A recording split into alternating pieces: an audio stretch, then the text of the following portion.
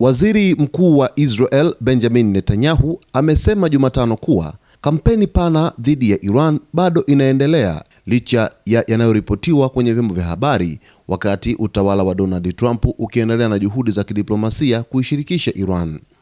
Akizungumza na mamea na viongozi wa maeneo ya mpakani kaskazini mwa Israel, Netanyahu alizungumzia operesheni ya kijeshi ya Israel dhidi ya Hezbollah na kusema kuwa kuivunja kabisa Hezbollah bado ni kipaumbele kikuu, akihusisha hilo na mzozo mpana kati ya Israel na Iran. Tumejizatiti kikamilifu kufanya kila kinachohitajika kubadili kabisa hali ilivyo nchini Lebanon, alisema. Netanyahu aliwaambia viongozi hao kuwa Israel inaongeza uwepo wake wa kijeshi katika kile alichokiita eneo la Kinga kusini mwa Lebanon.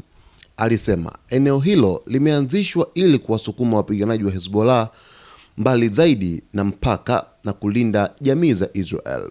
Tumeunda ukanda halisi wa usalama unaozuia uvamizi wowote wa ardhini kuelekea Galilee na mpaka wetu wa kaskazini, alisema kwa kifupi tunaunda ukanda mpana zaidi wa walinzi. Waziri mkuu huyo pia alisema Israel imefanikiwa kupunguza kwa kiwango kikubwa tishio la makombora ya Hezbollah, ingawa alikiri kuwa bado kuna kazi ya kufanya.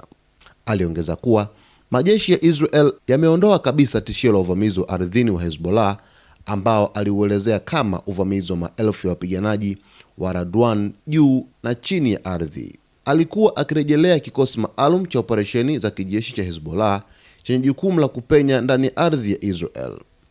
Tumeondoa tishio hilo, alisema Netanyahu, halipo tena. Waziri Mkuu wa Israel Benjamin Netanyahu ameeleza kwamba operesheni ya kijeshi dhidi ya Irani bado inaendelea licha ya kuwa yale ambayo yanaendelea kuhusu utawala wa Rais Donald Trump ukitafuta mazungumzo na Iran kwa hivi sasa. Hivyo Netanyahu ameweka bayana kwamba pia operesheni za Hezbollah zinazidi kuendelea na mpango wa kulifuta kabisa kundi hilo bado upo katika mipango yao thabiti ili kuweza kuondoa tishio kabisa katika jamii Israel huko mpakani maeneo ya kaskazini. Basi kwa taarifa zaidi endelea kuungana nasi wakati wote kwa kusubscribe channel yetu, kulike, kucomment pamoja na kushare.